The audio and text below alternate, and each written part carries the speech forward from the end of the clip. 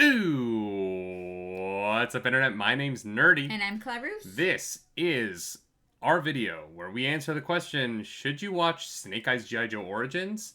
We get Nerdy Nightly. And we thought we'd share it with you.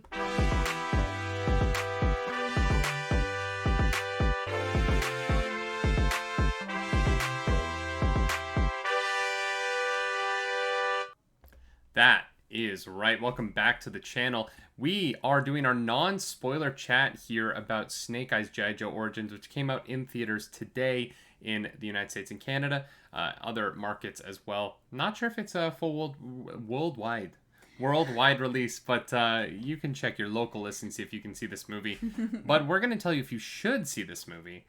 And well, I think the easy answer is just no. I think don't bother. I think if it's like on a streaming service that you already pay for, not even then, and you really like G.I. Joe and you want to like be a completionist, then I would say like watch it don't in like bother. 3 years before the next movie in this franchise comes out, and you want to like know who the characters are. Yeah, but like you don't need to pay much attention to it because it's really bad. Oh God. We should let's just lay out how we feel about G.I. Joe in general. You couldn't be bothered. Don't know anything about G.I. Joe. Okay. I thought G.I. Joe was a person. So, that's fine. I am a big G.I. Joe fan. I quite like I love the original cartoon, honestly. Like, I grew up on that cartoon. And then I quite like the movies. Rise of Cobra and Retaliation are both films that I enjoy. I know I'm in the minority on those in a lot of ways. I think there are a lot of people who don't like those movies. I actually think they're quite fun. I think the armor suit running through the city sequence in Rise of Cobra doesn't get enough love. I think it's actually a really, really well shot action scene. And I like a lot of Retaliation. I think The Rock's great. I think Bruce Willis is really fun in it. And so I'm a G.I. Joe fan. I grew up with these toys. I read the comics as a kid. This is kind of a world that I love quite a bit. And it's still bad. This was a bad movie. Yeah. And this was a bad G.I. Joe interpretation. Yeah, I was like, when is it gonna be over? It's also long. It's over 2 hours. Yeah. This movie did not need to be over 2 hours long. But let's get into like the real whys here, because there's stuff in this movie that really works, and I want to say some compliments about this movie. A lot of the G.I. Joe stuff works. I like Scarlett. The actress who plays Baroness, I have her name pulled up here so that I don't mess this up. Ursula Corbero as Baroness. I think Samara Weaving is great in everything. I really like that Crawl movie that she did. And so she's great as Scarlett. The introduction of the concept of Cobra as this network of terrorists and cells and the way that they do that in the movie, I think actually worked really well. I also really liked the oh God, I always pronounce it wrong. Arashikage clan. The mythology they built up around them in this movie was really great. The actors that were playing characters within the clan are all really great. And this is really stolen. This whole movie is really stolen by Andrew Koji, who plays Tommy, who plays Storm Shadow. He is the highlight carry of this movie. He's fantastic. Yeah. And I just want to throw that out there. Yeah, I mean, we're not in 100% agreement there. I thought that Andrew Koji was fantastic. And I thought everyone else was like, eh. Like, I was like, okay. You showed up, I guess. Like, I think Harry Golding does a good job of what they handed him. Yeah, I guess, like, he didn't really get much to work with. Not Harry. Right. He didn't get much to work with, and, like, the script is bad. The movie is bad, and so, I'm not like, wow, all the actors suck. But I'm just like, I think all the actors did a good job. I think they were fine. The central premise is so difficult. We'll get into it more in our spoiler chat, which will be coming out at the same time as this video. So if you've already seen it, or if you don't care about spoilers, go watch that. We'll be much more in depth about what we're talking about here. But Henry Golding is a very talented actor that they gave a very unlikable character to. Yeah. And he played it really well. And, like, he showed up and he did his job. Yep. It's not his fault that his job was to fit into a movie that's really, like, quite... Yeah, it's really hard to enjoy a movie when you can't root for your main character. At all. He's a bad person. Yeah. Snake Eyes is the villain of this movie. 10,000%. Yeah. And it's not even a spoiler. Like, that's the setup. It's set up. You meet him and he's working for the Yakuza moving guns, and you're like, what? Wait. Yeah. And here's the thing: there's this book. We've all heard of it. Everyone who's at all interested in screenwriting has heard of Save the Cat. The concept that you have to have your main character, save the cat in the first few minutes, so the audience knows there's a good person they can get on board. Henry Golding never, or I shouldn't say that. It's Snake Eyes, who doesn't have a real name. He's just Snake Eyes because of Dice, which was a weird thing in the movie. Yeah. He never gets to save the cat. He just is worse and worse and worse. Interesting. It was like a kind of like gotcha moment because he does save Tommy. Right at the beginning, yeah. But then you find out it was all part of the ruse, which is not really a spoiler. You find that out pretty much right away. Oh, immediately. Yeah. It's not a spoiler because at no point does this movie ever want you to think that Snake Eyes is a good person. Yeah, that's kind of the premise of the movie. And that's tough. It is tough to be... It's tough to be sitting with a main character who the movie is like, this is the side we're on, and I'm like, no, it's not. No, this guy's awful. This guy's trash. Yeah, not good person. Tommy's right. Storm Shadow's the good. Yeah. Very confusing, and then there's just a very confusing ending, and. I mean, yeah, we will get into spoiler stuff in the spoiler chat. Very light spoiler. I think this. I have to say this. It's a very light spoiler because I want to explain the moment where this movie completely fell apart for me.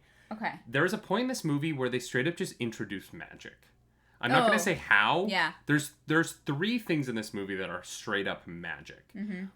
Literal magic. Yeah. That don't belong in a G.I. Joe universe. G.I. Joe is not a magic. This isn't He-Man. Yeah, I was very confused. I was this like, is this Marvel now? Like it is more magical than Marvel.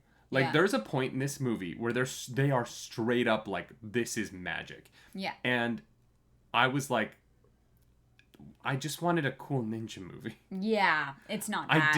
I didn't need all... I wanted Snake Eyes and Storm Shadow and ninjas. And here's the thing. I didn't need magic, but I got bad CGI magic. Yeah. And here's the thing. Oftentimes with movies like this, it can be big dumb fun. You know, if the script sucks and the premise is whatever... If the action and stuff is cool and shot well, you know... Oh, we haven't even talked about the action yet. Oh my god. You know, you can kind of find something to enjoy about it. But this movie didn't even have that because the action was really bad and poorly edited. And I think the action was good. I think it's so hard to tell. I literally can't tell. Looked like it could have been really cool if we could have seen it. Yeah. The editing in this movie... All the shots are like 0.3 seconds. There's a concept in... stage combat and in like choreography that you give actors a certain number of hits and then a break, right? And on stage, you know, a 4-hit sequence is a decent sequence. And you break apart. And then you like break apart and they adjust and then they go back at it again. It's because you want to keep it safe. Yeah. It's hard for actors to do long sequences.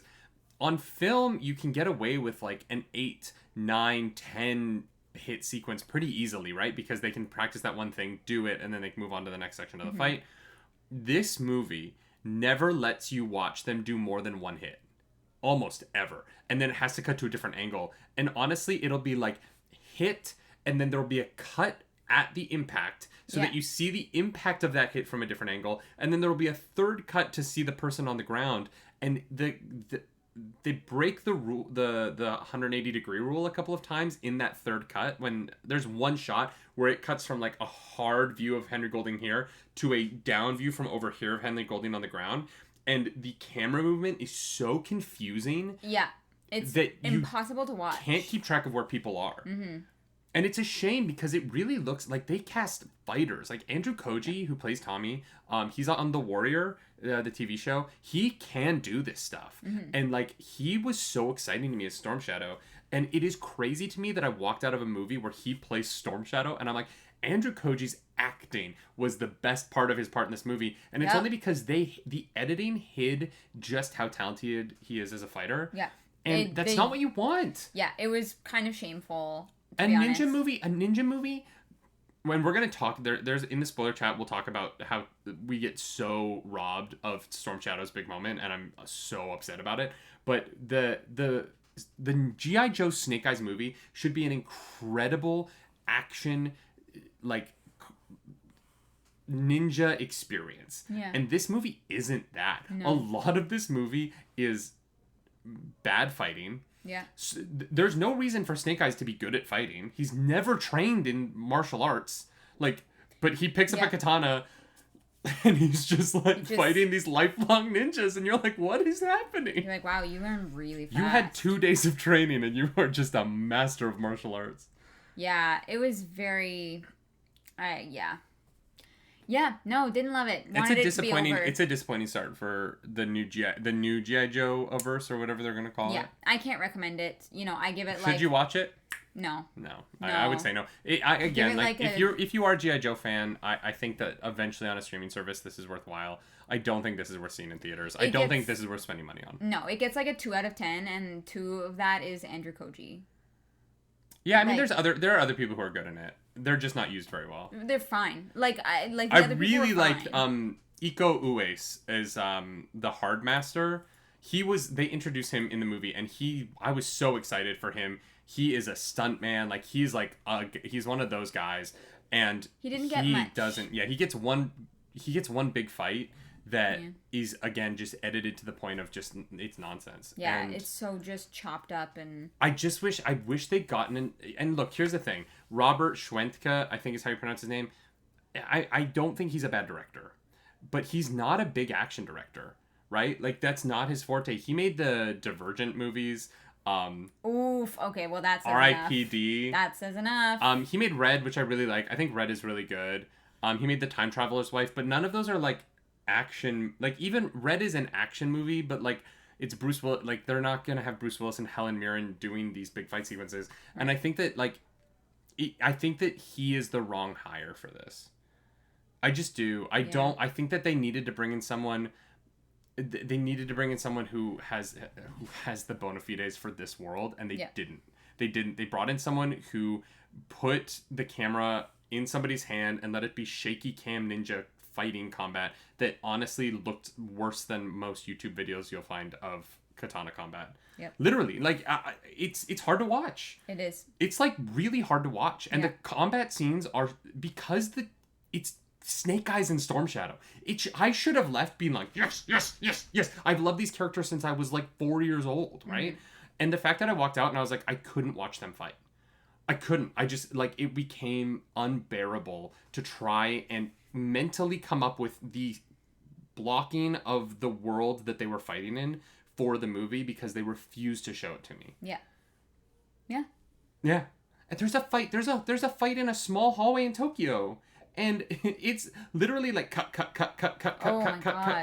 So much so that there's a point where someone throws a sword into someone else, and there's like 3 cuts in the sword throw. And I'm like, oh my god, did they just kill Storm Shadow? No, it was a different person who was never visually introduced. It's just someone comes out of a door and you think it's Storm Shadow, but it's not him. It was just a bad cut. Oh, man. Yeah, it's not good. I wouldn't spend your money. And that's that just is what it is. It's one of the worst movies I've seen in a while. And it could you know what? Like, I think you could have made a great movie with this cast. I don't know that you needed to recast anyone. You just needed to rewrite it. Yep. Yeah, it just and needed take the to magic be out. Honestly, take the magic out. Well, but that's the thing. Rewrite it. Scrap the whole thing. Yeah. Keep the people. But not the cast. I like the cast a lot. Yeah. And if they move forward with this G.I. Joe universe, keep this cast. I think Henry Golding is tougher, because you're not going to keep Henry Golding in the suit if he's not going to talk. Yeah, I mean, he needs a better accent coach. he slips into his British accent a little bit here and there. But like, I would keep this cast. I think that Andrew Koji is a great Storm Shadow. You could build the Cobra universe around him and Ursula Cabero as Baroness. Like, you fill in a couple more good casting Cobra characters, and you've got a great villain team. You just need to fill in those heroes. I think you definitely keep Samara Weaving. If she becomes the Black Widow of the G.I. Joes, where she's the one that's in the most movies because she's the, like, one that kind of brings everyone together. Yeah. Super into that. I think she's great. There was a couple times where her blonde hair came through her red wig, which you should have caught, but that's fine. I caught it for you, which is not how it should work.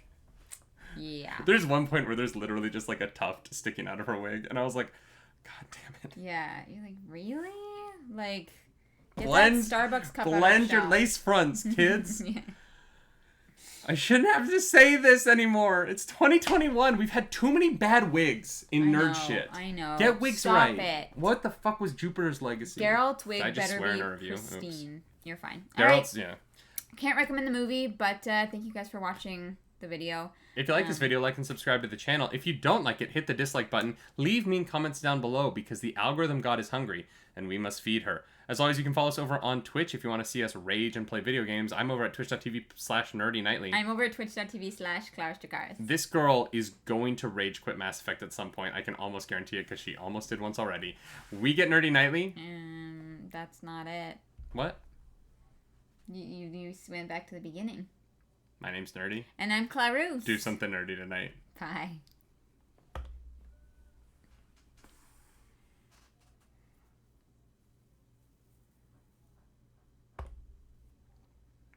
Ready?